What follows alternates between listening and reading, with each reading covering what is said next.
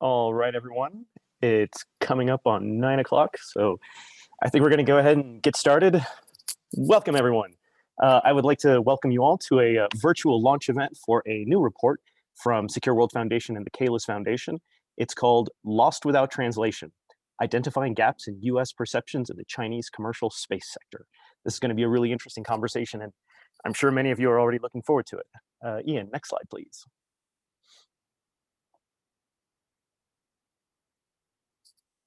All right, my name is Daniel Porras. I will be moderating today. I'm the Director of Strategic Partnerships and Communications at Secure World Foundation.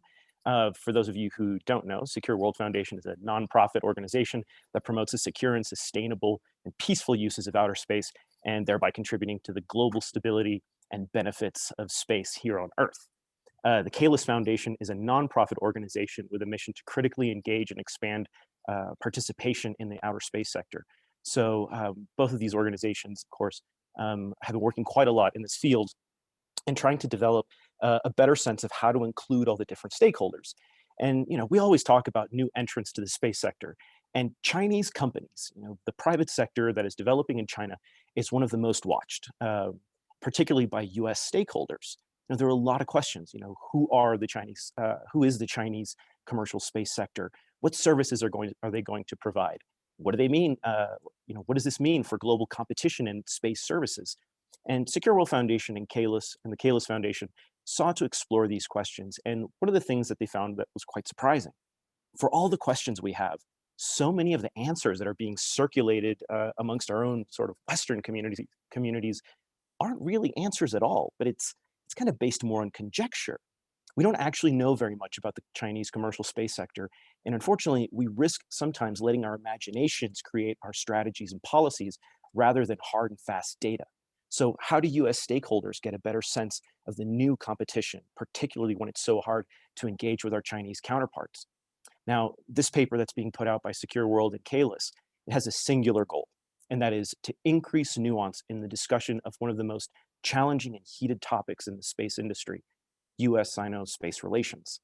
Now, this paper raises more questions than it answers, but these questions will help US researchers, analysts, practitioners, and policymakers to better investigate and understand the complex dynamics emerging in China's nascent commercial space sector. So we're not here to answer all the questions for you, but what we are here to do is to point out where the gaps are and what we need to start doing in order to better understand the Chinese commercial space sector. Ian, next slide, please. All right, here's the agenda for today. We're going to have a quick presentation from our three authors on Lost Without Translation. They're going to give us the highlights and tell us a little bit about the research that they did, the methodology, and what some of the conclusions were that they were able to take from that. After that, we're going to have a discussion with three experts who are also going to provide their thoughts on Lost Without Translation and on this process that Secure World and Caelus have kicked off. And then after that, we'll have time for some audience questions and answers. And by the way, let me also direct all of you towards our website, swfound.org, where you can find the report for free, which, let's face it, these days, you can't get data this good for free everywhere. Next slide, please, Ian.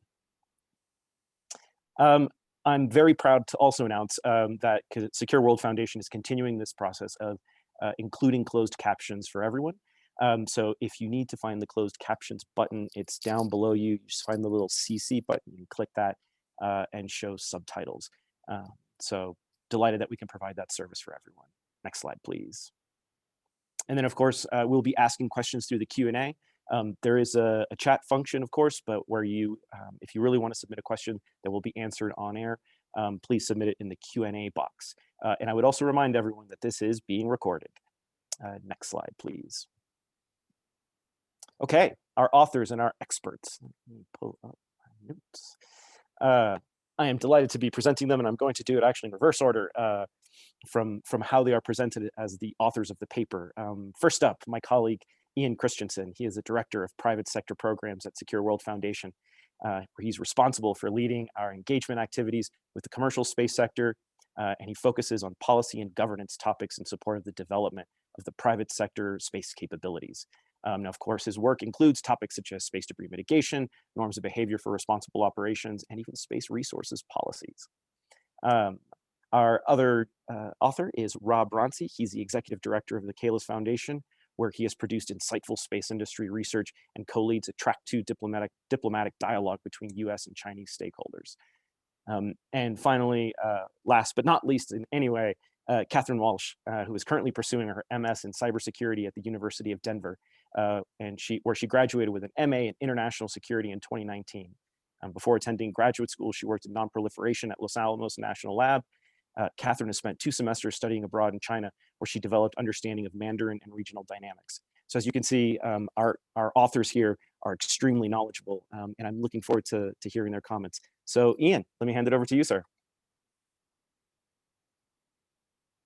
Actually, I'm going to hand it over to Rob. So. Sure, yeah. So I'm going to jump back in here. Can just really quickly, can I be seen and heard at the moment? Because my internet just cut out, like one of our panelists. I'm on my phone now. Yeah, we've got you, Rob. Cool, great, thank you very much. All right, so thank you very much. It's great to be talking to all of you about our new research and to engage with a robust panel and a great audience. So as you are all aware, the US-China relationship is a highly sensitive subject in the space sector. Space is a high security domain, and US concerns with China have already had huge impacts on how business is conducted in the industry. From the expansion of ITAR, the Wolf Amendment, and now Space Force, these dynamics have led to a largely hands-off relationship with very little direct engagement of any kind. Regardless, as the global commercial space sector continues to rapidly develop, the decisions these 2 countries make both together and separately will have significant implications for the rest of the industry. So with that in mind, our 2 organizations, the Caelus Foundation and Secure World Foundation, organized a dialogue with the Chinese Society of Astronautics to help develop a platform to establish mutual understanding of how both countries are approaching the commercialization of space. During this process, we realized that there were significant gaps in basic information regarding how both countries operate around this idea of commercialization, which led us to the research that we're talking about now, where we wanted to identify specific gaps in information and misunderstandings that we could address via dialogue and further research. So I'm going to hand it over to Ian to talk a little bit more about specifically what we did. Thank you, Rob. So this paper compares U.S. commercial space sector perceptions of Chinese private sector space activities with narrative discourse and analysis on China's commercial space sector in order to identify potential gaps, areas of gaps, or misalignment. It is based on a combination of U.S. stakeholder interviews and review of both U.S. and Chinese written media. The focus on the U.S. commercial space sector is deliberate. We looked at the startup, entrepreneurial, or new space community, but not the prime contractor or traditional aerospace sector. This work began with a series of in-depth interviews with U.S. commercial space stakeholders. Each of these interviews lasted between 30 minutes and 1.5 hours and followed a semi-structured guide of open-ended questions. That guide is in the report for those of you who are interested in looking at that. Interviews were conducted under anonymity. The 15 interviews that we conducted with U.S. stakeholders represented a wide range of space industry verticals and segments, including finance, launch, remote sensing, in-space operations, and others. I want to thank those of you in our community who participated in these interviews. We do thank you for your time. Common thematic perspectives emerging from the interviews were then compared with discussion of similar thematic elements in written narrative, including both U.S. and Chinese sources. This is complemented with an extremely limited number of interviews with Chinese stakeholders. I now want to hand it over to my colleague, Catherine, to talk us through some of the contextual factors we need to understand going into this research.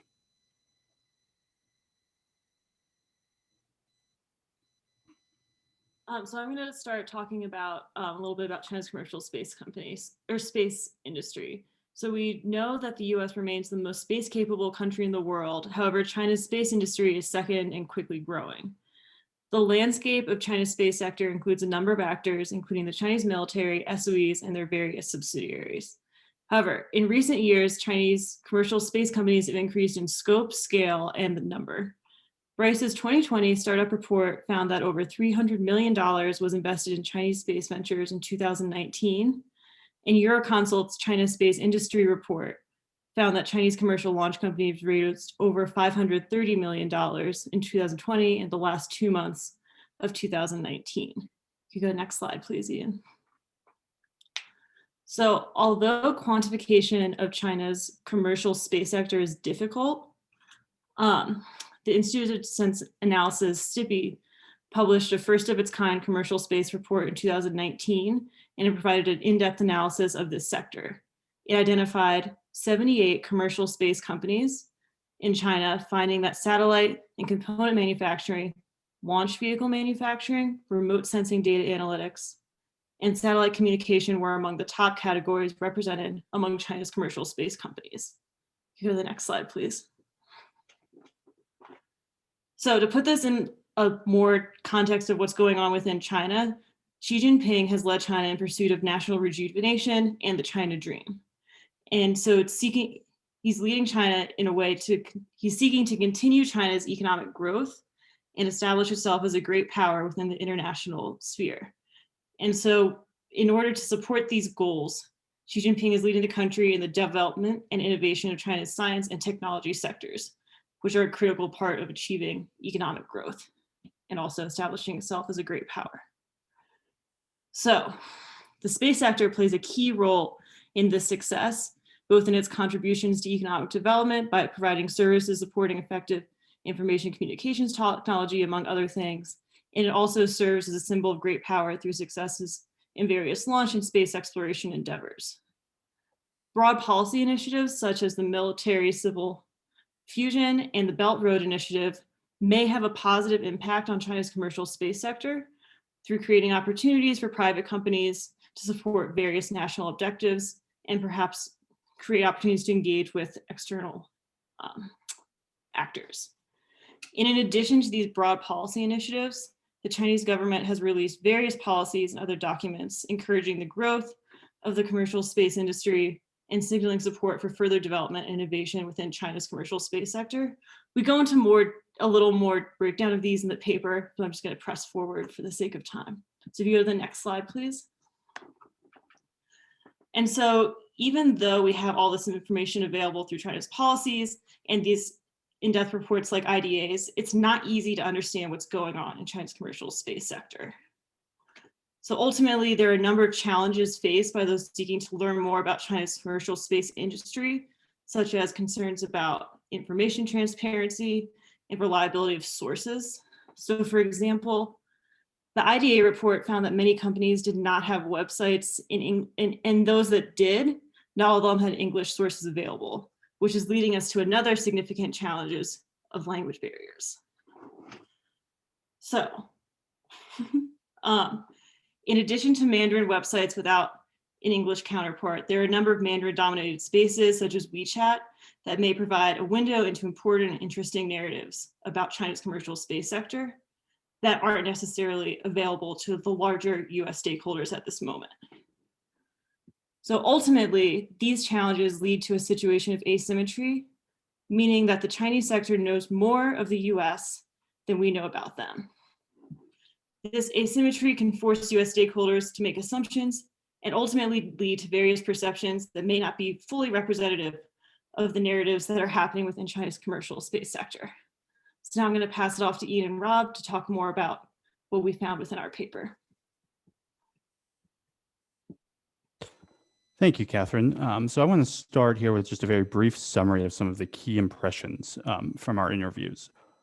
Our impressions from this research is that U.S. commercial space stakeholders are clearly interested in and concerned about China's space activities. The emerging space industry in the U.S. is looking towards growth and competition. China is a huge part of that equation. And U.S. commercial space stakeholders expect competition with China's space sector to emerge. Most interviewees expressed a general attitude of being open to or even welcoming Chinese competition, but looked for it to be under fair or at least defined terms. At the most basic level, interviewees primarily wanted to know who will their competition be, what resources will they have, and what rules will they operate by. All interviewees believe that more information on Chinese commercial space activities would be beneficial for U.S. strategic positioning. In the next few minutes, Rob and I will be comparing common perspectives from the interviews to narrative portrayals of related topics as primarily discussed in Chinese media. A key perception that emerged, or a key fact that emerged from our interviews is that stakeholders' perceptions of China's space activities were inextricably linked to the geopolitical context. There was an expectation or framing of competition with China, as in the state, the country, or the aerospace sector in general, and not in terms of specific companies or SOEs versus private companies, etc. Indeed, competition with China. Perceptions of China's space sector were very strongly influenced by perceptions of the party and of China's actions as a state. As the CEO of a US in-space logistics company told us, space is closely tied to a nation's strategic objectives. So we have to see it in terms of great power competition, which can then simplify dynamics between the US and China. Good guy, bad guy camp. A key perception that emerged was that China's space sector is viewed in a somewhat monolithic fashion by US stakeholders. This is in part due to the opacity of the system and in part due to strongly held viewpoints on the Communist Party and on the Chinese state. A space-focused venture capitalist described this perception that I have, that I know others share, that these Chinese commercial space companies are really state-owned actors that are probably just trying to partner with us to steal our data and our IP. There was a concern within our interviewees that all companies within China might be under the direct control, influence, or otherwise direction of the state in China, and that key assets of China's space infrastructure and program are under the control of the PLA. There is a perspective that China's space industry is entirely directed through the state-owned enterprises, or SOEs. At the same time, many of our interviewees did admit to a general lack of knowledge of the specific structure of the Chinese space ecosystem, and most of our interviewees expressed both openness and skepticism to the idea that Chinese companies might be commercial in character. Respondents described Chinese companies as acting in commercial ways or as giving the veneer appearance of being commercial. Rob, I'm going to hand it over to you for some reaction to those perspectives. Thank you, Ian. So one of the things that was very interesting when we were diving into this is we were trying to compare these perceptions to what we could find based in discourse and literature and analysis on the Chinese commercial sector. And over the question of whether or not the Chinese commercial sector actually is a monolith, we found that there's many ways to recognize that reality is a little bit more complex than that. But one of the best ways that we believed was to look for sources of internal division, competition, and friction. So for starters, one of the things that we found most interesting and surprising was this identity discourse going on around the term the national team. The national team is a term commonly used in the Chinese context to refer to entities or organizations, companies that are directly tied to the national government. So state-owned enterprises and companies that are direct subsidiaries, both would be considered as the national team. So where we saw this term being used in an interesting way was in conversations around commercial stakeholders, where so say you have two startups, one startup would refer to the others like, oh yeah, they're all a young startup, they're a new space company, or they call themselves a new space company, but they are actually part of the national team. And the use of they in the context that they are that and we are not, suggesting that there is an identity and a conceptualization of being part of the opposite of the national team. And there's not a commonly used term that we saw that signifies those who don't consider themselves part of the national team, but private companies was often used in that context. This was also usually how a lot of conversations were framed that showed sources of competition and friction. So there was one very illuminating quote that a founder of a Chinese space launch startup said that was, as much as startups can stand on the shoulders of a giant, they're equally beholden and constrained by it, which is really emblematic of what you'd see for a lot of the aspects of the relationship, where you don't see a lot of open, direct competition in the business front, but you see it in other ways. So one of the most prominent examples of competition was actually over personnel and over staff. In 2018, there was a prominent example of a senior employee at one of the state-owned enterprises tried to transfer to a private launch firm.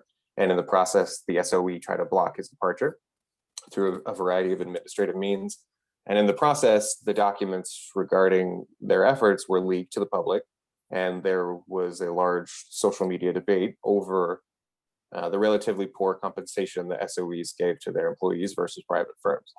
And in some cases, somebody leaving an SOE can triple their salary by transferring over to a private firm.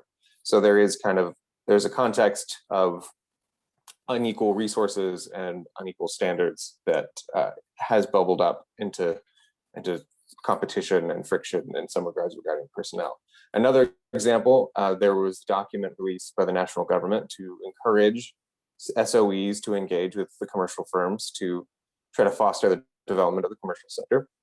And when this came out, the commercial firms believed that they would be able to do business and be able to do new transactions with the SOEs they had not before. And some prominent examples being able to buy rocket engines.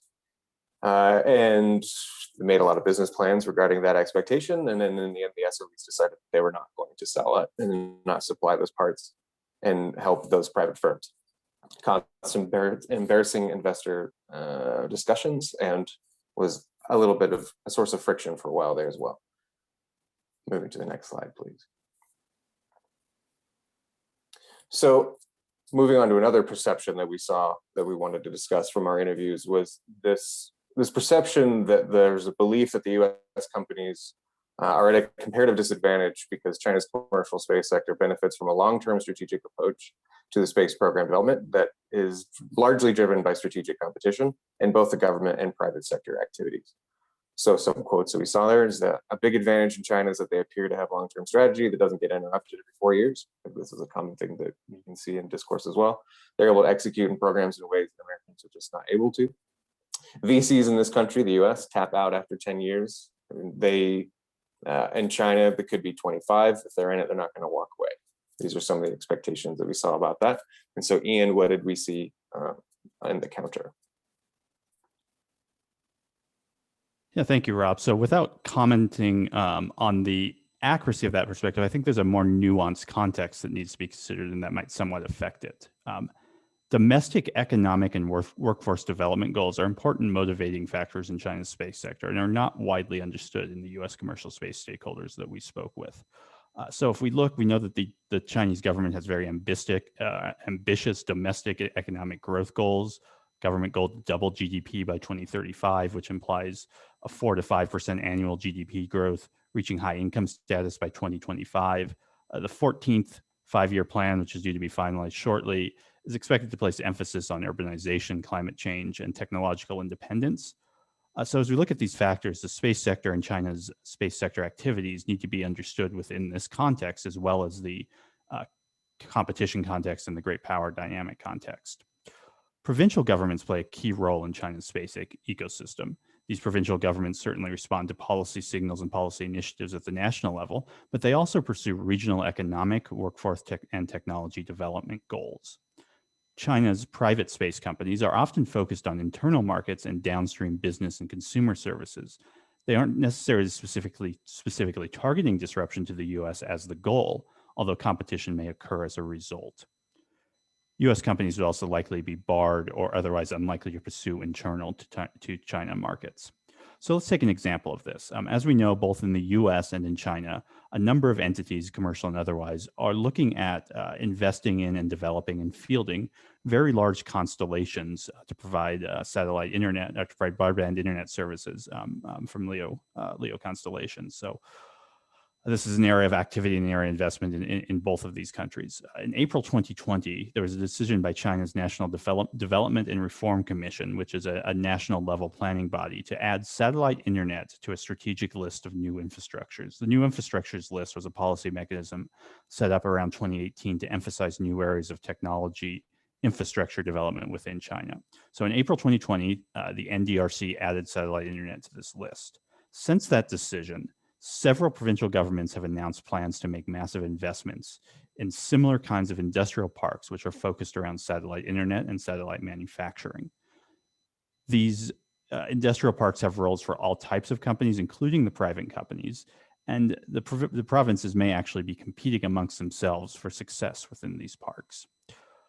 The private companies that participate are able to receive capital and funding from the provincial governments, as well as certain facilities and infrastructure access, but they're also able to then to use this participation to help raise very large private capital funding rounds.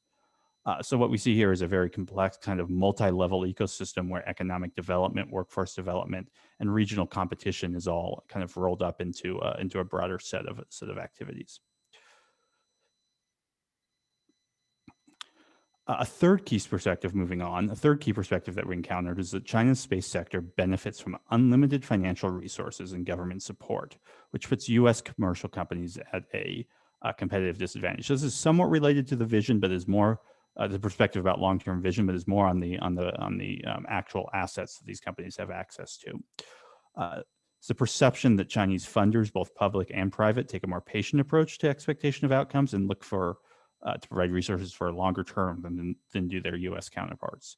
CTO at a U.S. remote sensing company told us that there is a certainly belief that there's a large amount of government support behind these businesses. They, being the Chinese, they've been very open and overt about it. Several perceived examples that we heard about of this types of support that U.S. companies perceive include transfer of technology from the state-owned enterprises to the commercial companies, aid from the government in completing foreign acquisitions, government subsidies, both financial and in terms of facilities access, and the ability of Chinese companies to offer packaged inclusions, things such as insurance, financing, other such non-technical factors as part of international sales, and then the role in which the Chinese government links the space industry to signature foreign policy initiatives. So these are all factors that our U.S. stakeholders raised as examples of some of this unlimited support that they perceive Chinese companies receiving from the government. There's also a perception that the venture capitalists in China operate to a longer time frame. As Rob kind of hinted at before, we had a space-focused venture capitalist tell us that I can't invest in an asteroid mining company in the US. That's not going to be profitable for 15 years. I can't do that. The Chinese can. So that patience coupled with the capital will make a big difference in the space sector. Rob, to you. Great. So again, this is a great example of one of those areas where looking into it a little bit more deeply, there's more nuance and reality is a little bit more complex. And so at the moment, very specifically talking about what we saw with commercial companies and not the state-owned enterprises, that's a very different dynamic. But looking at more private, what we suggest may be private and commercial firms in China experiences that while private and commercial Chinese firms do have access to substantial amounts of upfront capital, firstly, the funding comes primarily from private and provincial government sources rather than national government. So the chart that's on the slide here, that comes from Euroconsult report showing the breakdown of where startup funding has really come from in recent years. And one of the lead authors and analysts on that report is Blaine Curcio, who's on our panel today.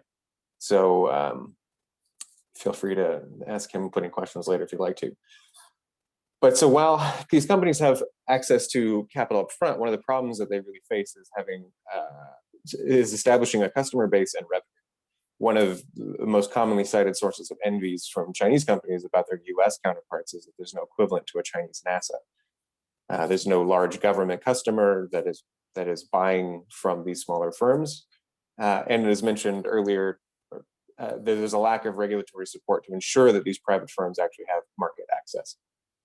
So thinking about the venture capital is a source where the expectation is that they have a longer time frame for their ROIs. In most cases, they actually have a shorter ROI time frame than their US counterparts.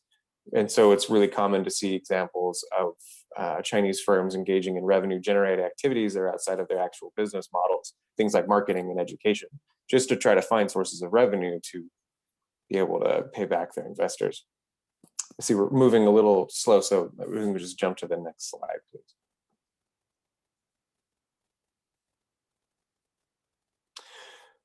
So what we just covered are some of the main interesting points that came up during our interviews, where we saw that there was at least strong, compelling narratives, but that when you looked at some of the research or looked kind of more in depth, we saw that there was some misalignment, maybe some gaps in understanding.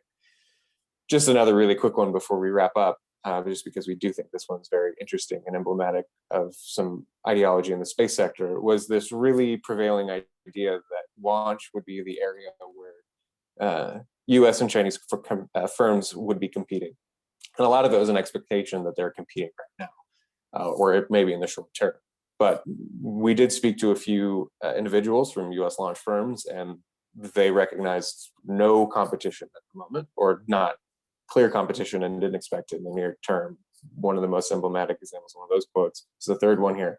None of our customers take Chinese commercial launch seriously, but as soon as the customers start bringing it up, we will start to take it seriously. So while that expectation on launch was there, we did see instead that it was the geospatial companies that we spoke to that have current competition right now with Chinese firms, a lot of it in data analytics and information gathering, but that those firms were actively engaged in competition. And we did not speak to anybody in satellite communications or manufacturing, but we assume that there's more current competition there. But so that's an interesting disparity between launch and the other sectors. So moving on to my last slide, please. So implications and further steps. Ultimate takeaway that hopefully we've talked about right here is that the US stakeholders have a clear desire to better understand their full competitive landscape. They welcome competition, but want it to be under fair and defined terms. In this regard, Chinese commercial activities are a large, looming, and not well understood concern. The Chinese commercial space sector is complex and rapidly evolving, making this even more challenging, and therefore we propose a concerted effort to better understand these evolving dynamics.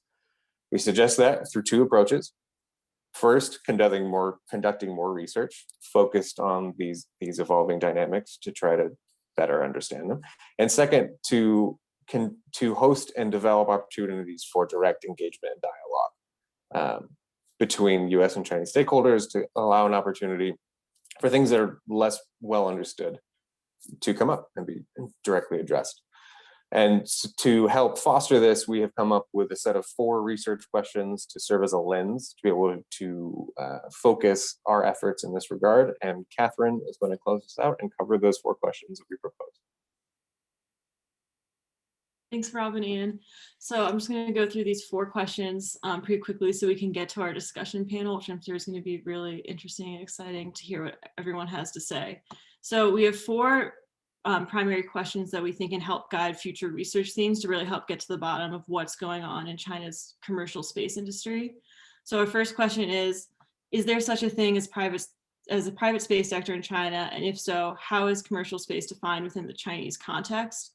And so really we want to look at understanding different types of Chinese space companies that exist and how they operate. And one research question that we could look at is, can different types of Chinese aerospace companies be further defined and matched with real world examples?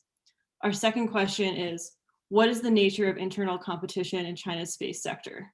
And so we want, in this section where the theme is to really look at understanding how different types of Chinese companies interact with each other and how that relates to how products and services are or are not relevant to the international market. And so one thing that we could look at within this theme is analyzing the extent to which Chinese private space companies are motivated by domestic versus international markets, and looking at an assessment of where Chinese companies are looking to compete in international markets with a focus on the commercial space sector, depending on how things work out, how things are defined within that market. So 3, what is the role of the Chinese government in ownership and control of commercial or private space companies? And this theme is aimed at understanding how various levels of the Chinese government, including the provincial governments, interact with and influence Chinese space companies, and how the activities of China's space industry relate to the strategic objectives of China's national space program. And so a couple of things we could look at are the relationship of MCF to China's private aerospace companies. Does it present tangible and effective opportunities for companies that are not considered to be part of the national team? And our 4th research theme is, what resources do and will Chinese space companies have access to, and will that create an unfair advantage? And so that's really looking at whether Chinese private space companies have access to support or resources that are unique to them, and how that access informs or relates to the terms of competition in the international market. So these 4 themes will help guide future research about China's commercial space industry. We hope we will get a chance to look at the report to kind of really see more details of things that we've talked about today. So now we're going to move into the discussion panel. Thank you, everyone. Thank you, Catherine. You know, a good sign of good research is when the authors are willing to expose themselves to a trial by fire.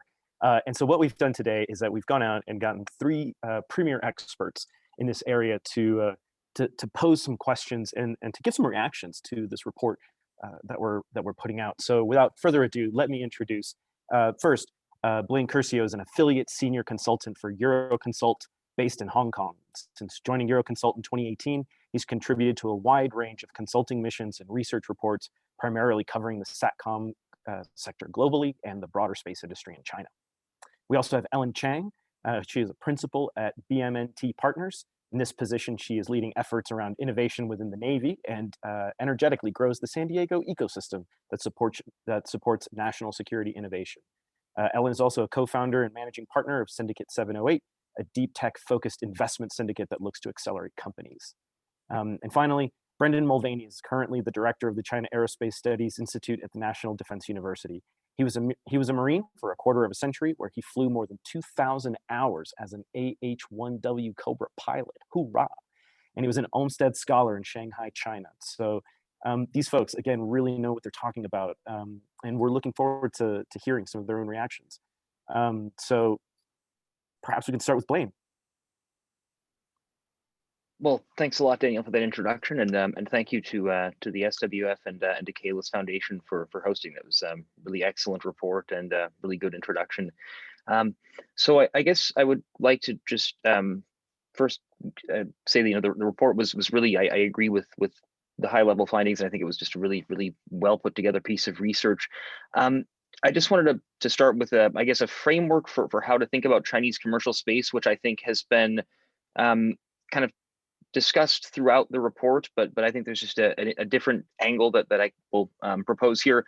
And then just a couple of more recent updates that I think are reflected in the report, but just to kind of put them in a somewhat different context. So first, I think just to quickly talk a little bit about commercialization of Chinese space and sort of what is and is not commercial. I think that one of the ways that we can think about this is that in China, oftentimes, irrespective of industry, the government will have a tendency to want to have control over the sort of infrastructure layer of the industry. So if we think about controlling the high-speed rail networks, or controlling kind of the internet infrastructure, or otherwise controlling the infrastructure and then allowing services to be built on that, which are a little bit more commercialized. And I think that in the context of space, this has meant that the government has primarily controlled, or the, say, Earth observation constellations that have been launched up to this point, primarily, or most likely moving forward, the SOEs will control the broadband internet constellations. So I think this government control of the infrastructure layer is a one way of thinking about commercialization, and then commercialization can occur on top of that.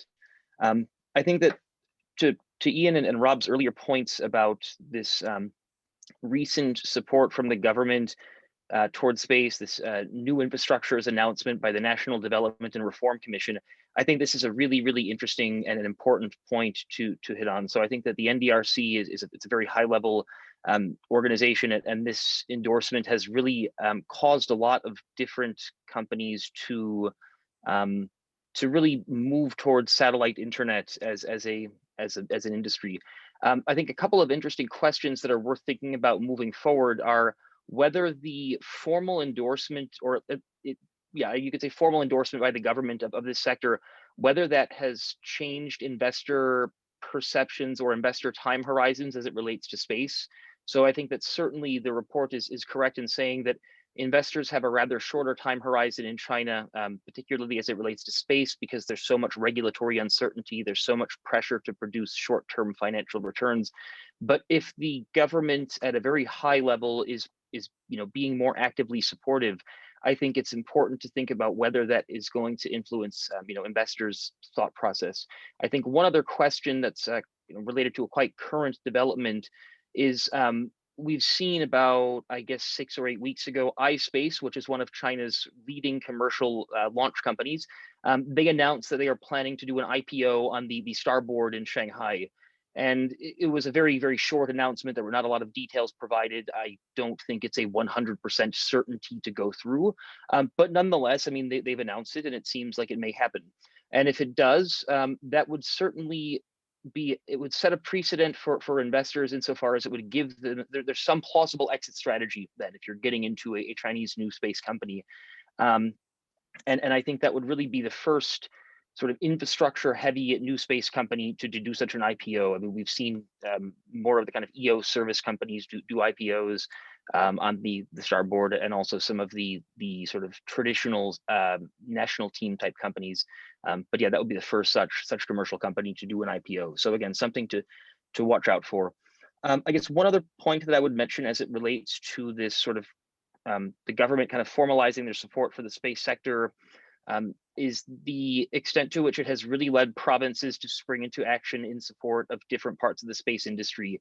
And really this, it aligns with a lot of kind of broader Chinese economic development kind of philosophies, I guess, in the sense that you have a lot of cities or provinces that have quite large budgets compared to what you might have in a comparatively sized city or province in the US or state, as it were.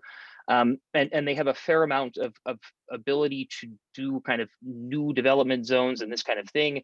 And we've really seen a handful of provinces or cities come, have significant support for space or for satellite internet or for other more specific areas of the industry, and putting these supportive measures into things like 3-year development plans. So again, I think we're really starting to see the government at multiple levels start to formally kind of endorse space, and I do think that may it may change investor perception a little bit. So yeah, I mean, I have, I guess, one other thing to think about, and then I'll turn it over to the next couple of panelists, is this idea of Chinese economic development more generally as kind of a self-fulfilling prophecy, in the sense that you have the Chinese government setting economic development goals, and they have annual GDP goal targets, although that's been kind of there have been some changes there recently, but just generally speaking, you have this sort of very top-down economic development model where there are often repeated slogans that are quite vague, but still specific enough to encourage some economic activity. So this would be things like Belt and Road Initiative, which is specific enough to start to get some Chinese companies going abroad and doing business in other countries. And that's particularly so when you have, Chinese financial institutions that are willing to make loans on relatively easier terms because it's Belt and Road. So this idea of, self-fulfilling prophecies, because the whole system kind of falls into place behind the regulations that get made at a very high level. So this idea of satellite internet, for example, being endorsed at a very high level, we may see sort of everything fall into place behind that.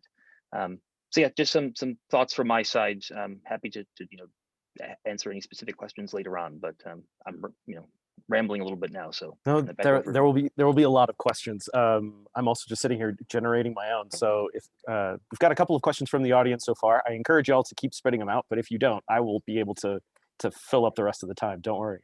But next, I'd like to go to Ellen. Ellen, are you still with us? Yeah, there she is. How do you see the situation? Do you agree with the report that Secure World and Caelus are putting out, that there are these gaps in the perceptions of the Chinese sector?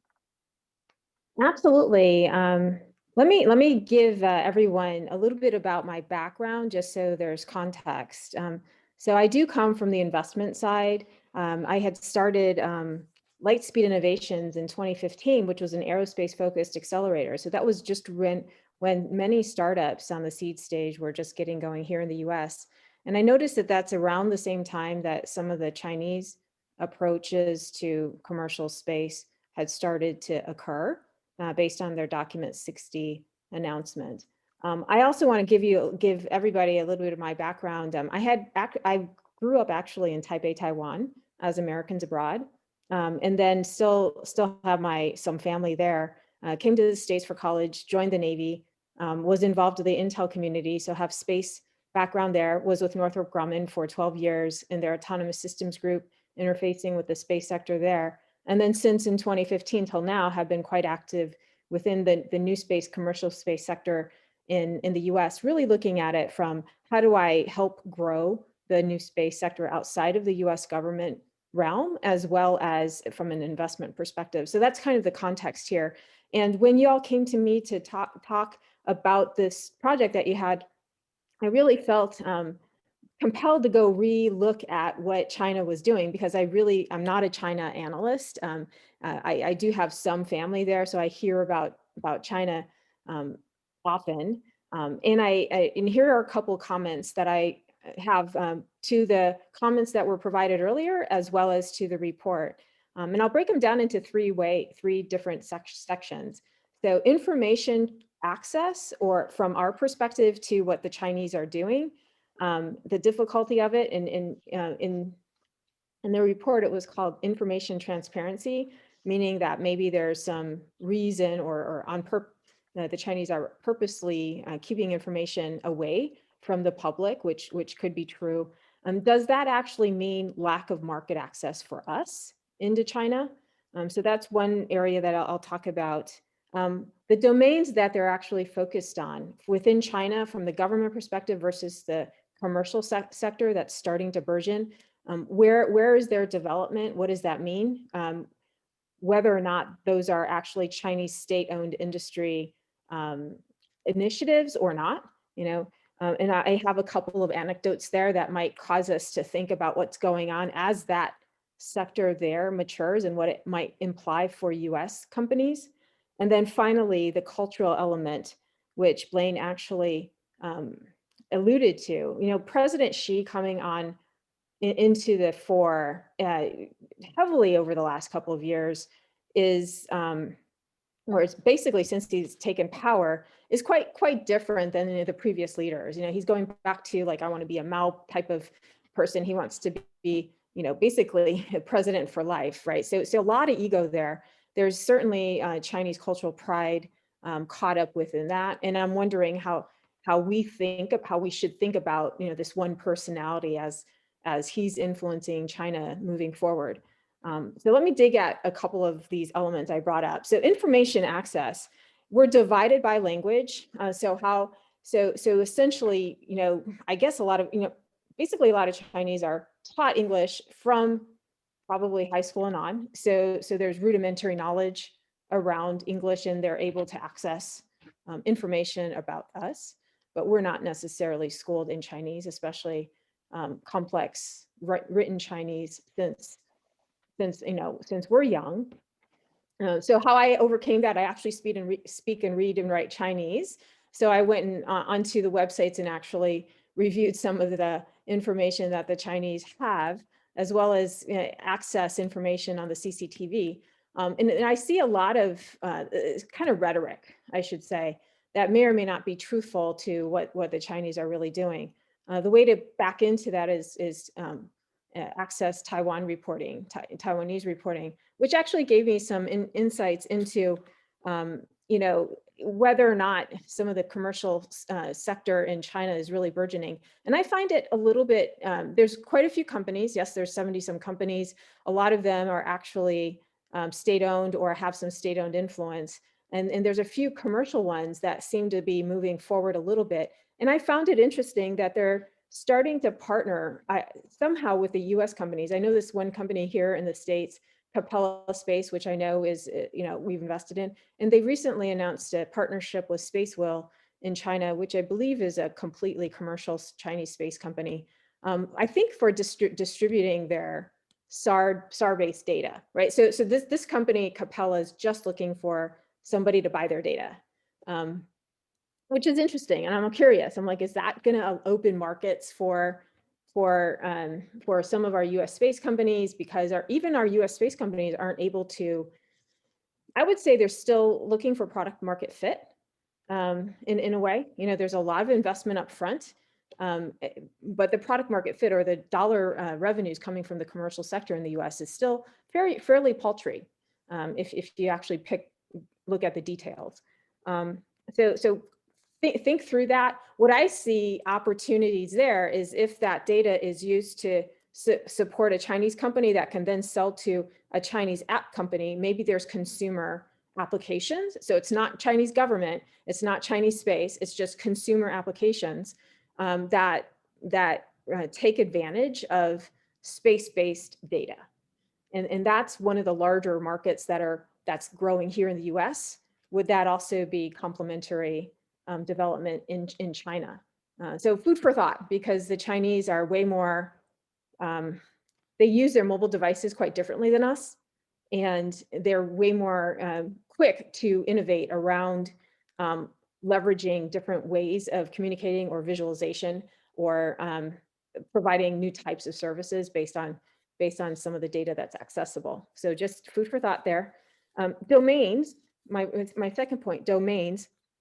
Which ones are truly important from a China perspective? maybe a Chinese government perspective as well as a commercial space perspective. We know that from the report, as well as my own research, that their Chinese local space commercial companies are innovating around kind of the satellite component area. And that makes sense. You know, they do have that manufacturing base there. I'm also, I'm curious from that perspective then, are the US venture capitalists actually looking at those types of companies as potential opportunities for investment? And we do know that Sequoia, one of the largest and most well-known venture firms here in the US, has Sequoia China and has invested in just about any large successful Chinese company. Alibaba, Jack Ma, for example, is in their group, and they've been pretty active in China. I haven't seen a lot of activity in Chinese space companies. One question I have is maybe the space companies are too undeveloped, or the Chinese don't allow for it. So, you know, because here in the US, we have CFIUS that has reared its head quite strongly, especially in 2018. And you see the massive drop off of Chinese VC money in US space companies, for example. My personal experience with CFIUS right now is I'm an investor and helping lead around for Orbital Sidekick, and the CFIUS process so far with a Singaporean sovereign wealth fund is going on 6 months, you know, and it still hasn't closed yet. So just food for thought there, and kind of the dynamic on the opposite direction. And then my final point is this cultural pride element. So I feel that President Xi coming online is really, you know, he's kind of a catalyst on how we're starting to hedge against China. You know, there's a lot of conversation around China, our national policy and our relationship with China. You know, Biden came in and recommissioned and is looking at China. So they have a study, you know, the Department of Defense has a study going on, and we certainly need to be concerned. And even just this past week, there's a lot of discussion around whether or not China is going to go attack Taiwan or sequester Taiwan or quarantine Taiwan. In the meantime, you know, I have a lot of friends who flew back to Taiwan during COVID. Taiwan's doing really well. And they're, you know, essentially the travel between China and Taiwan has actually stopped. But before COVID started, there was probably 20, I don't know, quite a bit of different interaction between the two countries, even though it's on a non-official basis. So I kind of think through that and say, are we too alarmist? Are we inadvertently causing unintended consequences by threatening China in certain ways, right? And provoking them in certain ways. And so causing obviously the supply chains will decouple, but it's also causing Xi to push forward a little bit more on saying, you know, this is Chinese pride, you know? So if the US is going to do this, I'm going to be able to do this. We have enough money. We're going to go invest in this. We're going to go to Mars. We're going to go to the moon. We're going to go do all this stuff, right? In my mind, that's not unhealthy for us, because it actually has started to get us mobilized again. You know, we're going to go to the moon. We're going to go to Mars. And I find that kind of, I guess, instigation does stimulate the markets a little bit. It's still government funded. But I do see some of the commercial entities here in the US start to react. Certainly Bezos himself trying to, you know, not trying, but moving and forwarding Blue Origin, or, you know, Elon Musk looking for yet another market in space. So those are the US examples. China, I feel, copies us quite a bit. Just about any large company there has copied one of our models, you know, Alibaba and all of that. But they focus in on the domestic market because they know it. So the question I have about that the burgeoning Chinese commercial sector is, you know, what are they thinking about? Are they copying us, and are they able to get to where we are going? Will they have a domestic market to support? Because I'm curious if they'll be able to sell to us. And we're the largest market, right? All the Europeans are trying to sell to us. Australian startup companies are coming here to raise money, et cetera, right? So we're still large. You know, we shouldn't be arrogant, but we're still one of the largest the largest out there. So I'm curious if that, going back to my argument, I'm wondering if the Chinese can actually sell to us, or are they, even if they were to copy our business models and actually grow, I guess, a little bit more significantly from the commercial perspective. My understanding is most of the government does the development, whether or not they're state owned or not. The government provides the market for launch. The government provides the market for all the, I guess, assembly manufacturing for even just the different initiatives they have, for example, going to Mars or going to the moon. So I'll pause there and be quiet and see if you have any questions or want to move on to the next panelist. No, we'll go ahead and go through the last panelist first, and then we'll start taking questions. But just one question that I'm going to kind of throw out there, like, it surprises me that is there no institution or centralized organization that focuses on translating Chinese documents into English, in particular for businesses? Because I think, especially for folks that are thinking about future competition in any domain, that would be a really important set of information that one would want to have access to. So it's surprising. Yeah. Maybe not for this sector in particular, but yeah. Well, finally, our last expert, Mr. Brendan Mulvaney. Sir, thoughts from you on this report and the work that Secure World Foundation and Caelus have done? That was actually a perfect lead-in, because that's exactly what we do for the aerospace field. Now, obviously, we do it a little bit more broadly for security and defense, but that's exactly what CASI is focused on, is open source, publicly available information that China's putting out. Everybody speaks and reads Chinese at CASI, and so that's what our reports are based on. But I just want to say, first of all, thanks for having me today and letting me talk about this. I'm going to talk more about the report. Obviously, I can talk on my own about defense and security and China issues writ large, but I want to focus on the support on this report, and then we'll focus on those in the Q&A session, because I think that's really kind of where the best discussion is going to happen.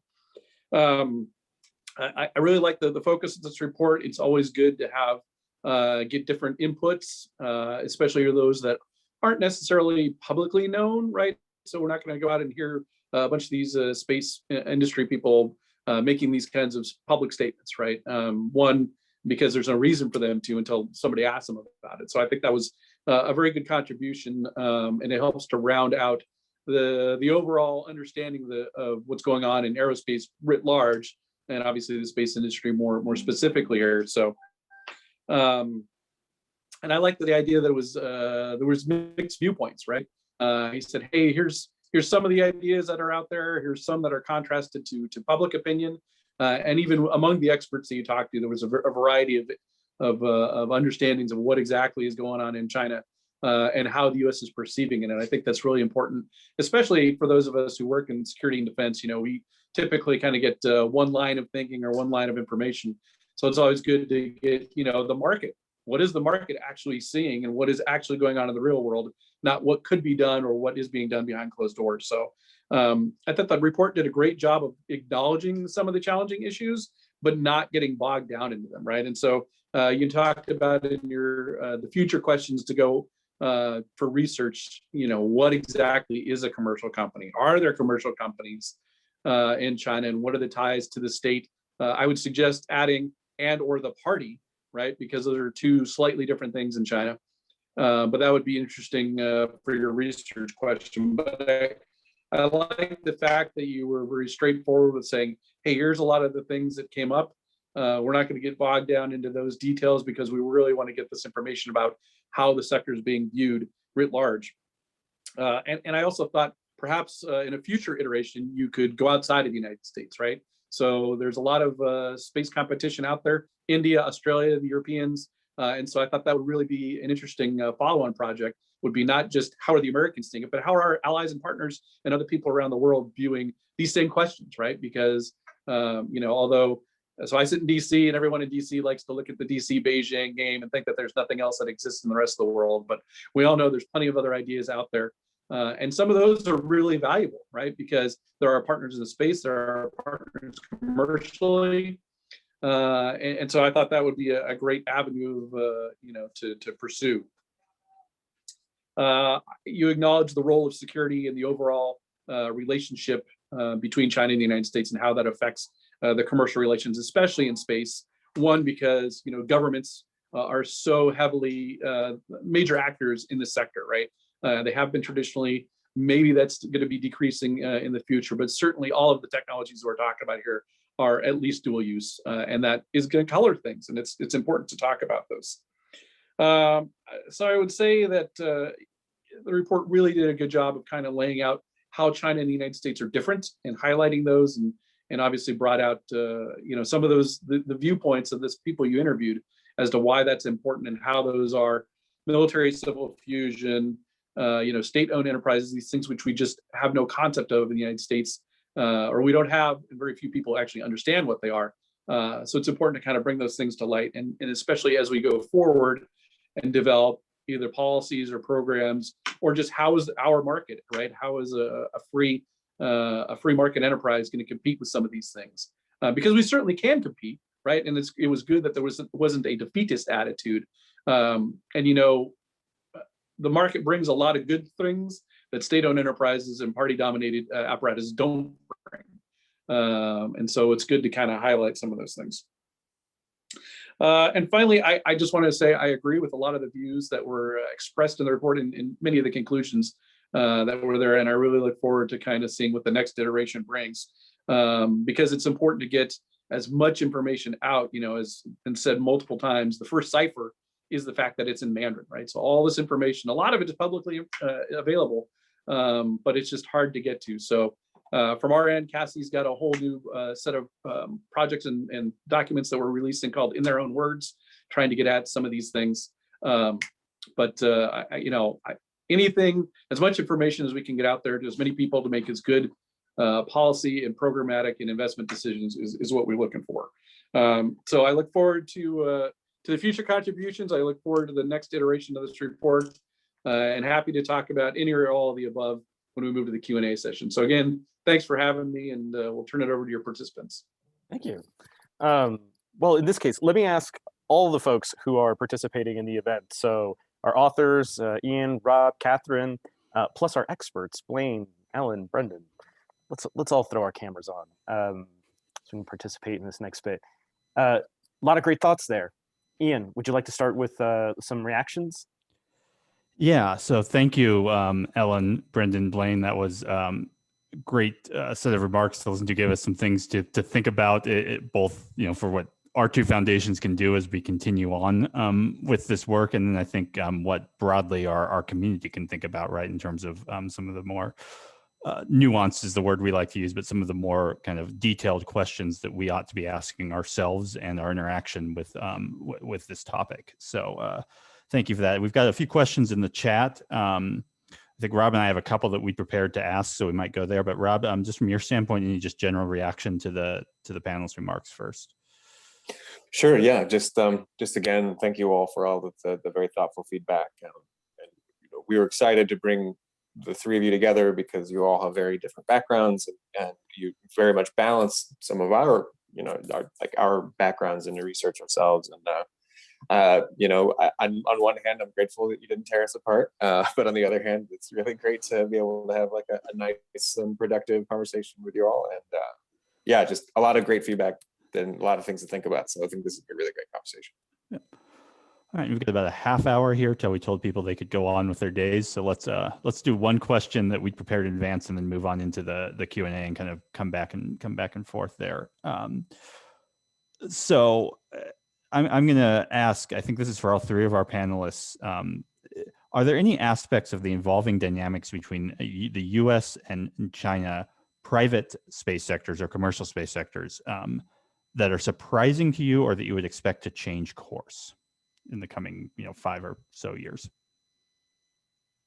Yeah, I'll jump in there. I really think the US, whether or not China moves forward, it will change course. I'm quite interested or watching this SPAC evolution, where a lot of what I would call deep tech companies are provided that capital that they can't easily obtain within the venture realm.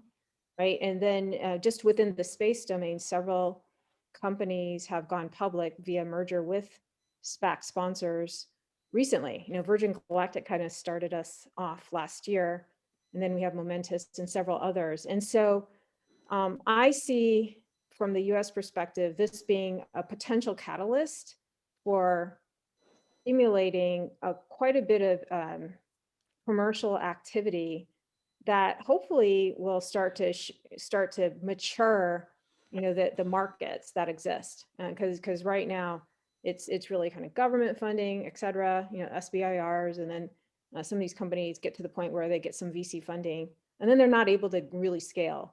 The differences have been Jeff Bezos, Elon Musk, and Richard Branson, who are billionaires self-funding, right? So now these SPACs actually have provided these other entities some opportunities. So from that perspective, I see that actually allowing the US to move quite aggressively forward, hopefully. Whereas, in China, it's really kind of state-owned. US doesn't have a sovereign wealth fund. Most other countries do have a sovereign wealth fund. And so maybe that's the disparity, but I'll pause there and suggest that the US side might actually mature because there's additional funding available. And just to build on that, if I may, I think it's a really, really great point. So one thing that we've seen recently in China, I think, is the kind of increasing involvement by a couple of very high-profile billionaire investors, particularly Lei Jun from Xiaomi, and I guess less recently and less actively Robin Li from Baidu. But it's been a lot more measured, and it seems to have also been, and this is anecdotal and it's a little bit speculative, but it seems to have been tapered down even somewhat. So just to give an example, Lei Jun, so again, he's the CEO of Xiaomi, which is, many of you may know, it's a large sort of electronics manufacturer, and he's worth about 20 billion US dollars, so he has a fair amount of money and political clout. And he's been funding quite aggressively through a VC of his, Shunwei Capital. He's been funding Galaxy Space, which is one of the more well-funded Chinese satellite manufacturing companies that plans to launch this LEO broadband constellation for 5G.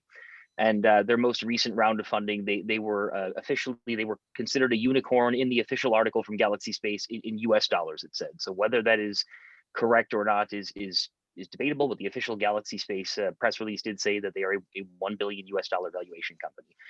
Digressing, Lei Jun, about a year ago, he published before the National People's Congress, which is a large annual meeting of a lot of different delegates in Beijing, of which he was one delegate. He published a sort of treatise of sorts talking about some potentials for reform and also just more general development in the space industry. And this included some fairly conventional ideas like saying more government funding and more kind of coordination between the SOEs and commercial companies. But it also did include a few more somewhat, I guess, more, you could say, envelope pushing ideas about private capital and sort of deregulation, this sort of thing. That treatise appears to have been erased from the internet. Now, I could be wrong, but I just a couple of weeks ago, I was trying to find it for a different thing, and I dug through Baidu quite deep. I dug through the official WeChat accounts where I was pretty sure it had been published, like Shunwei Capital, and I could not find this treatise anywhere. I could find press releases about the treatise with short little things saying this is what Lei Jun said, but I could not find this very long document that he had published. So. And we haven't really heard much about Galaxy Space and developing their constellation. I mean, they've raised some more money, but they haven't launched any more satellites, for example.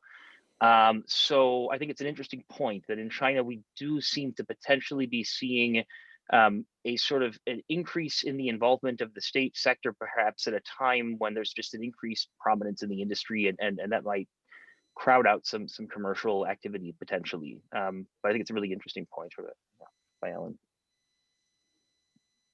I'll say certainly the future in China is always dynamic, and as we saw recently with Jack Ma, just because you got a couple $1 billion and some a bunch of people, and you're actually all these guys are part of the Communist Party, all of them are on some sort of committee at some level, but that doesn't necessarily, you got to make sure you're staying within the bounds, and I suspect that as we go forward, one of the things that Xi Jinping really needs to do is figure out how to reform specifically his financial sector, but that'll have a lot of overflows into the space sector and obviously the VC. So it'll be largely determined if the Communist Party can figure out a way to continue to reform and liberalize, but still manage to maintain the degree of control that they want. And that's really going to be one of the unknown factors at this point. How much do they want to do it, and how well can they do it? And I don't. It's to be written at this point, but that's certainly one of those things to just keep in mind. And how much that affects this relatively small little sector versus the much larger context of the Chinese economy and the global economy, right? Is a wrinkle in there as well. So, yeah. Well, and that may actually be one of the better things, is that it is kind of a smaller piece of the whole thing. So they've been able to go unnoticed, but obviously the Jack Ma issue has reared its head. So we'll see what happens going forward. Rob, it looks like you have something. Otherwise, I'm going to go to some of the great audience questions that we have. So I'm just thoughtfully nodding and yeah. Okay, go ahead. All right. So we've got several questions in here, and I encourage folks to keep putting them in. I'm going to start with one that has to do with MCF or military civil fusion policy. And Brendan, I think I'm going to direct this to you first, and then if any of the other panelists have a thought or reaction to that. So the question is, given the nature of the Chinese MCF policy and the occurrence of personnel shifts between the quote unquote national team, the SOEs, and then bringing in the party's ownership, as Blaine mentioned, or control over the infrastructure layer, given all of this, can U.S. firms be confident in partnerships with even nominally commercial and private firms in China? And what does this mean for U.S. policy? So it's a big question. I think basically it's, how does MCF influence whether you partner with a Chinese firm as a U.S. entity? Sure, that's a great question. And these are one of the things that thankfully recently military civil fusion has gotten a little bit of bump here. So Cassie did a pretty in-depth report looking at the broad picture. It's actually a national strategy. It's not just a policy, which is important to understand how it fits across their entire strategic apparatus, right? They only have a handful of national strategies, and this is one of them. The other thing is, this actually goes back, essentially to the founding of the PRC, but Xi Jinping has really kind of put more emphasis behind it since he's taken power. And so what military civil fusion is looking to do is to leverage all of the non-military things and bring them into the military domain when they want them to, right? So I need to be very clear that this doesn't mean that Huawei and Xiaomi and all these other companies are necessarily simply handing everything over to the PLA just willy-nilly, right? Or everything they get their hands on. Certainly some of the more commercial companies have financial interests which are important, and they want to maintain control over what they view as intellectual property and their ability to get market share. But we do need to be very clear-eyed that this is a national level strategy. There are laws that back it up, and that when push comes to shove, besides the fact that all of these companies, like I said, their leading members are most likely party members, and if not their position, but certainly their influence to the party and their roles in the party. And they believe, for the most part, a lot of them actually believe in the Communist Party and the leadership that they've been able to, the great things that they've been able to do for China, bringing 300 million people out of poverty and increasing education. So they're actual, party members and believers at this point. But that the party can use this apparatus to transfer key information, and when push comes to shove, key facilities and key access to the state-owned enterprises, not necessarily just to the PLA, but certainly to other organs of the state. So does that mean we can't trust the contracts? Absolutely not. China, by and large, likes to adhere to the contracts that they sign. They like to have a good commercial footprint, and they want to act. They see all the good that comes from interacting with international trade and commerce and all the things all the goodness that brings, and they want to be responsible partners, right? Because they want to be able to grow that sector, and they're not out there to cheat people or to lie on contracts or to go back on them. So depending on what a U.S. firm is looking to do, certainly Chinese partners are great partners because they provide access to markets or labor or other things that the U.S. doesn't have. But when making those decisions, you need to be clear-eyed that this is not the same as a US market, and that there is potential for that to be transferred to the state at some level. Hopefully that answers the question, but happy to continue to expand if it didn't. And thank you, Brendan. I mean, the report Kasi put out recently on MCF, we referenced that in the paper. So those of you who are looking at the paper, that reference is there, and you can go find that. I do recommend that you read that if you're interested in that topic, because it's a very, very useful resource to have.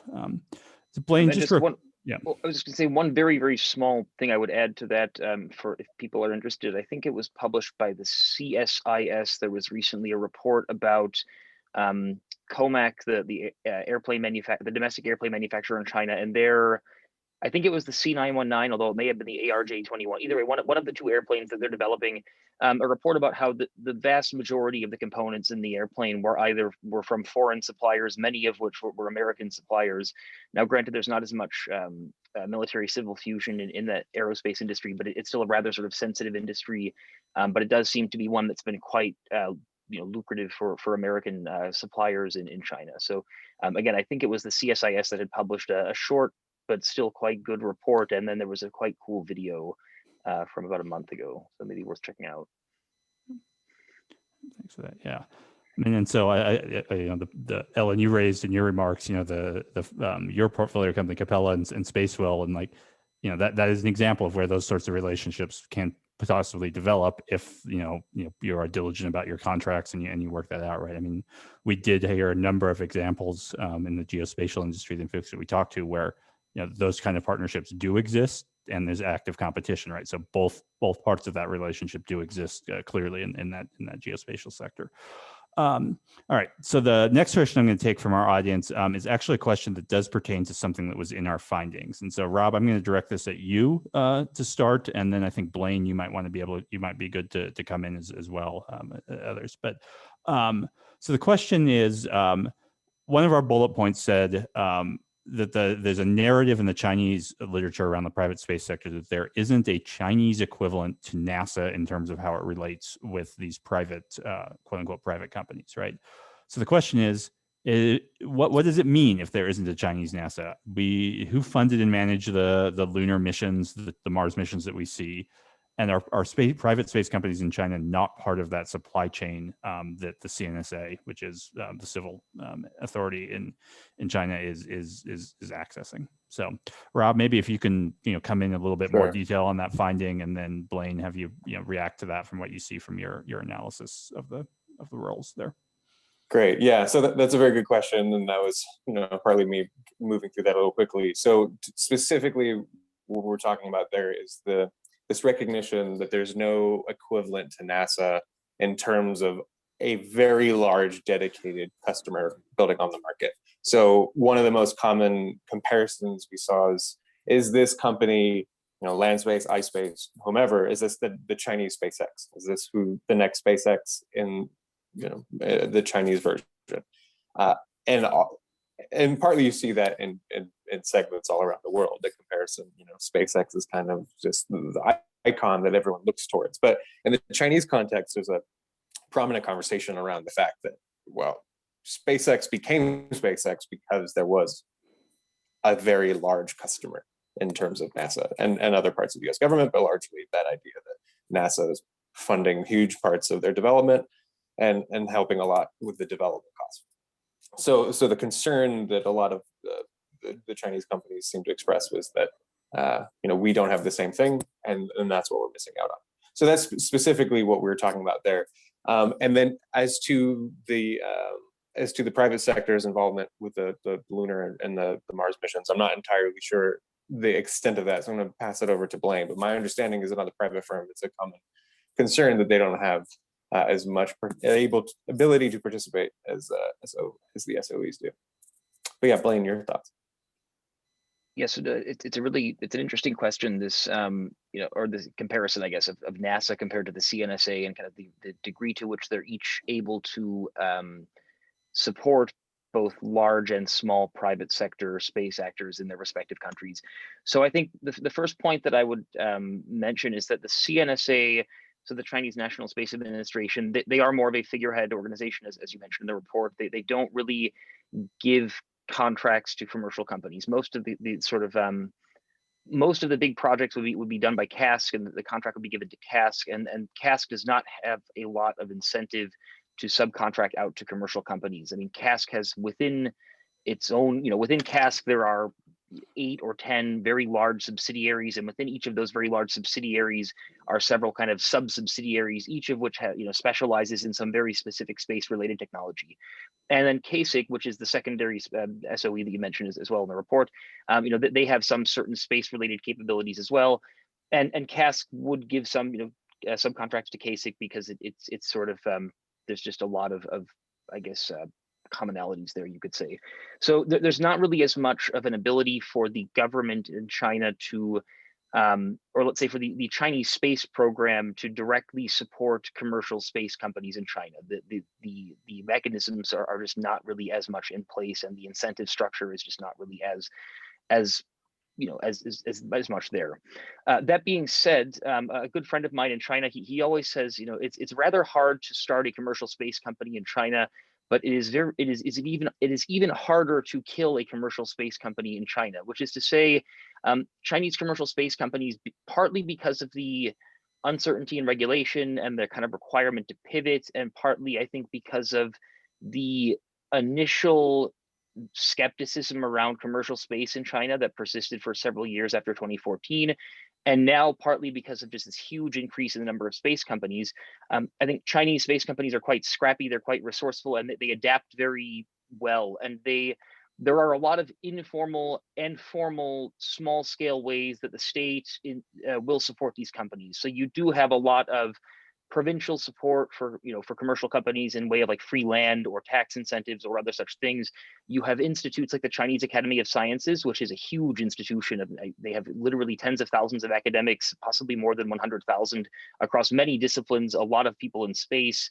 And a lot of Chinese commercial space companies would have been spin-offs from the CAS, and they would still maintain they might have offices in a CAS building and are probably paying very, very low rent, for example. So that allows them to be nimble, I guess I would say. The other thing is you have so many universities in China and so many institutes other than the CAS that there are a fairly large number of opportunities for commercial companies to sell components or otherwise CubeSats to these universities, even to some high schools or like international schools, this kind of thing. That there's a very large, comparatively speaking, market for those kind of things. And we've seen companies like ComSat, for example, which is one of the leading commercial satellite manufacturers now. Their initial business was sort of selling space-related equipment and courses and this kind of thing to schools, and it was some mid single-digit million US dollar per year business for them, which it still is to this day. So it really kind of helped get them going and has helped kind of keep things going at certain points now. So I guess there's certainly less structures and mechanisms in place for the high-level space administration within China, the CNSA, to directly support the commercial industries in China.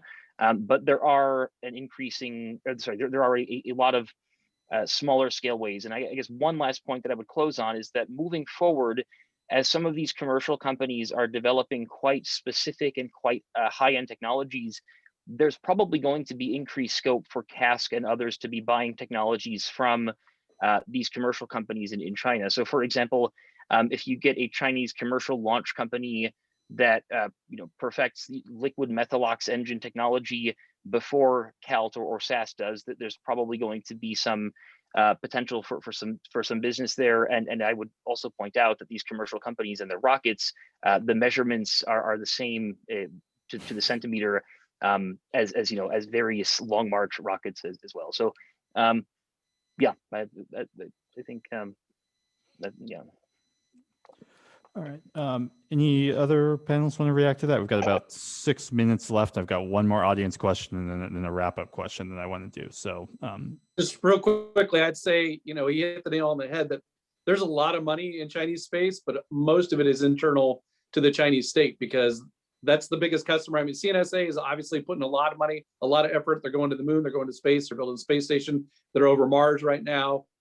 Obviously, the PLA, lots of interest in space. So there's a lot of money there, but it's mostly internal, which is just different because NASA doesn't own its own company. They have to go out and purchase it on our market, which is why it's just structurally very different. Yep. And so that's one of our further research areas, right? Is how we can document this structure in a more accessible way, right? So a question from Andrea Mileta, our former colleague. And just a quick answer. I think Blaine, Ellen, this might be best for you to address. Are there truly private investors in China's space activity? Right. We talk about whether companies are truly private or not, but are the investors truly private? And how does that, then from Ellen, I guess from your standpoint, right? How does that relate to how our VC sector, our investment sector interacts with the investment sector in China? Sure, I'll jump in there. To be frank, I don't know if there's true private investors in China, at least in this sector. I believe so. Many of the other sectors that we hear about that are burgeoning, AI, for example, there are private investors, but I think the market is pretty anemic. For example, we heard earlier that that even just their venture entities require a quick return on investment, and calling that basically saying that our venture capital industry even has a longer term view, which in my mind for deep tech types of companies, I kind of scoff because that's not my experience here in the United States. Most of the Silicon Valley folks like to invest in software which has a unit economics that have high gross profit and even net profit margins, et cetera, whereas deep tech tends to take longer to mature, and so it's harder, at least for even just any sort of deep tech, not just space companies here in the U.S. to raise. But what I will say is that there are successful U.S. investors investing in China. I did mention Sequoia, and there's several others. I think a couple things what they do, they structure their own entities over there in China. They hire locally. Some folks, they capture some of the well-known entrepreneurs that are in China to work with them. And so that gives them access to entrepreneurial talent that allows them to grow their stakes or at least be successful. Beyond that, I'm not that familiar with how those interactions work. I just know that from my perspective, since I do work within national security, I watch some of what U.S. investors are doing there, and try to understand, for example, what Sequoia is actually doing with their U.S. investments too. I don't know if there's a big firewall or not. Recently was involved in having to restructure the investors within a U.S. company because there was Chinese money through a variety of different structures, right? Over time, you kind of pick that apart and you start finding that out, and then you have to restructure those investments. What I can say though, and the difference, and I can provide all of you this information, is that the U.S. venture investment in China has far outstripped Chinese venture investment in the U.S. Up until 2018-ish, when CFIUS happened, or basically more strict enforcement of CFIUS occurred, and then both of them dropped down. So I guess China's kind of retaliating with us, as well as, obviously we're already putting clampers down in order to manage Chinese investment in some of our frontier tech types of companies. Hopefully that answered your question somewhat, but if not, I'm happy to circle back.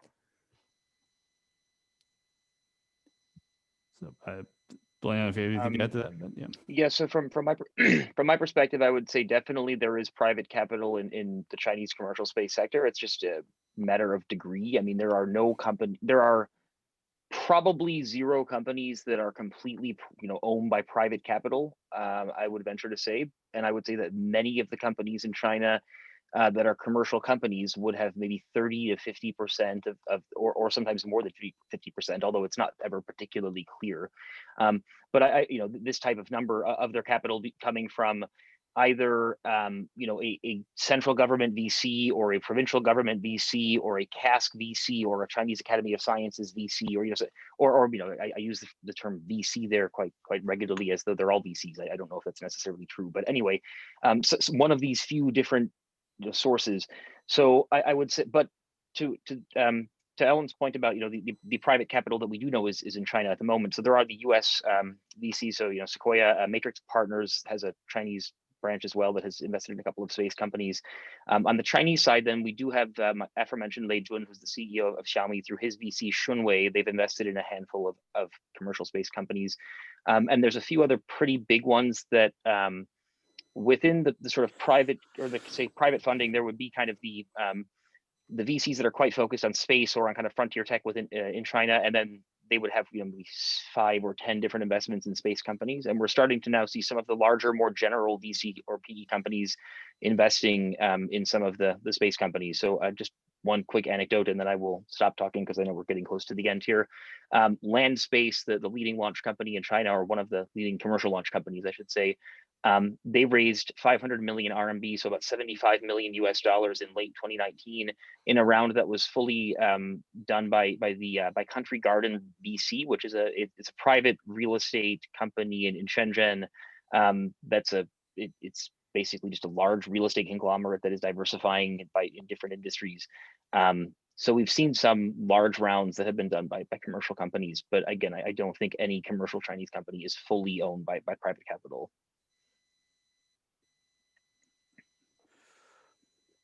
All right, thank you. So we're at the end time. I'm going to turn it over to Rob to ask a wrap-up question, but I just want to thank you all for this dialogue. I think we could probably keep going for hours here, but I think we all probably don't have time to keep going for hours here. So, Rob. Great. Yeah, thank you. So thanks everyone for hanging out for a couple of minutes over at the end here. We'll wrap things up. But just this was a great conversation, and just ultimate takeaway, the thing that we wanted people to take out of this, and we didn't answer a couple of questions there, talking about the larger context, is just that this is an issue of concern for lots of commercial stakeholders in the US, and it's a conversation that is held in lots of arenas. And what we wanted to do is just show that there needs to be a little bit more nuance in the conversation, and that there's some really hard topics that require some further digging. So coming to the final question, I'm going to bring this back to the beginning, that this research was inspired by a dialogue that we have started with the Chinese Society of Astronautics. And what I want to ask the three of you, and I'll start in reverse order from how we presented, is, are there any topics, now that we've had this conversation, that moving forward you think would be fruitful in a dialogue, or any topics that would not be fruitful? Any thoughts on things that we should be discussing? And we'll start with Brendan. Thanks, and thanks again for putting out the report, because it's important to get the information. I think if you could find out how the Chinese going forward are going to, I'm going to use the term liberalize, that may not be the right term, but how are they going to open their sector, and kind of disentangle it from specifically the state or the PLA, right? Because that's obviously one of the major concerns that the United States government has, is, all this stuff gets tied back to the PLA and strategic competition. So, again, there's plenty of opportunity to cooperate. And I think there's some good investment opportunities both ways. But if you can kind of figure out again, I would guess the Chinese themselves don't know, because they're still working on it, but that would certainly be a fruitful dialogue, is how are they going to develop a private, commercial, whatever you want to use the term, space sector that's focused on, economic development and things like that, because it is a big concern. It's a lot of interest for them. They have the space corridor as part of the Belt and Road Initiative and all that kind of stuff. So if you could just start to pull some of those threads and get some of those details, I think that'd be very helpful. Great, thank you very much for that. Ellen, your thoughts?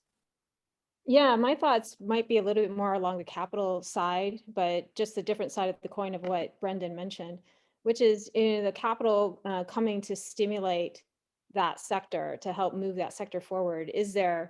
Are there private investors coming into the fore? Because I think that's an indicator as to the maturity of the growth there. And that might actually lend a little bit more insight into really what they mean by civil military fusion. if they're going to, Great. from the investor side, civil military fuse in order to promulgate and push the industry. Sure, definitely. Thank you. And Blaine, final thoughts. So I think that one very important question to think about moving forward is, as we, I guess, in this world of kind of increasing nationalism and I guess increasing desire by governments to make things within one's own country, I guess, what we're starting to, well, I guess we have, this is the sort of the world that we're living in, and we're now seeing the space industry starting from a comparatively low base relative to, say, aerospace or aviation, in the sense that China, it seems like, whereas they import a lot of things from Boeing or Airbus to make airplanes, they're really trying to do a lot of the space industry technologies from the ground up at an earlier point in time in that sort of general industry development cycle. And one thing that we've seen as a sort of broadly consistent theme from China is a general desire for self-sufficiency, even before it was kind of fashionable among all governments. And so I do think that moving forward, we're likely to see this desire for self-sufficiency and this sort of relatively early stage of broad industrial development in the space sector compared to other industries.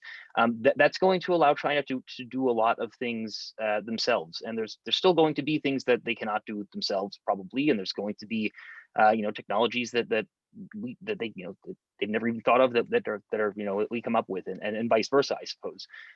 But yeah, I think that's going to probably be the sort of playing field that we're going to be playing on, as it were, is that sort of backdrop. So it's an important question, is sort of how can we, as a how can we address that and fit into that? Yeah. Great. Thank you very much, all of you, for that. That was a great note to close on. I would just add that this conversation is ongoing. We're hoping to do more research and engage on this issue into the foreseeable future. So if anybody would like to participate or join us in these activities in the future, we're happy to hold these conversations with anybody who wants to participate. We'll hand it back over to Ian and Daniel to say goodbye.